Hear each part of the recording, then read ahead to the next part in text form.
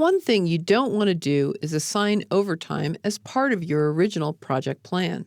If you count on long work days from the beginning, you won't have any options left if the schedule goes awry later.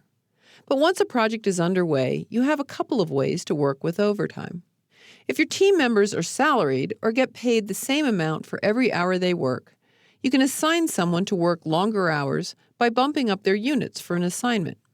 Well, this task usage view is already set up to show the fields that you need to do this. It's already filtered for incomplete tasks, so we can see the tasks that haven't been done yet and we could apply overtime to. This table already has assignment units and peak in place, so you can just change the assignment units that are set for a resource. In addition, over in the grid, you can see the work and the actual work that's been done. To see how to assign longer hours, we're going to look at the inventory office task. The office manager is assigned at 50%. Well, let's say the inventory needs to get done sooner. So you ask the office manager to work longer hours, and you want to increase the units to 75%. Just click the assignment unit cell, type in 75%, and you can see the task actually finishes a week earlier. Instead of the week of October 5th, now it finishes the week of September 28th. One thing you don't want to do when you increase units is to change the maximum units in the resource sheet. I'm going to go to the View tab and choose Resource Sheet. This maximum units column is the maximum availability of a resource for the entire project. If I went in and set the office manager to 125%, that would be for the entire project, and she probably wouldn't like that very much.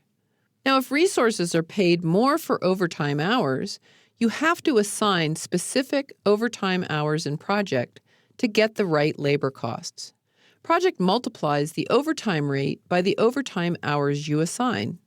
In the resource sheet, you can see that the movers are paid extra for overtime. Regular hours are $50 an hour, but overtime is $75 an hour. Well, let's go back to the task usage view.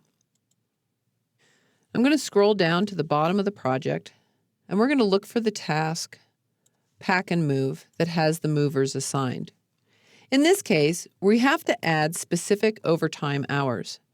So we have to insert the overtime work field into the table. So I right-click the heading, choose Insert Column, and insert overtime work. I'm also going to scroll so that we can see these tasks in the grid. And I'm also going to go to the View tab and change this to Show Days so we can actually see the individual days for this assignment. Now in this case, let's say we want the Pack and Move task to finish in the previous week.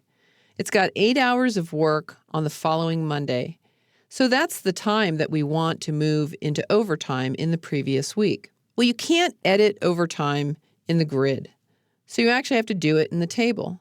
And in this case, you just click the overtime work cell for the movers, and you say, I want 8 hours of overtime for this task.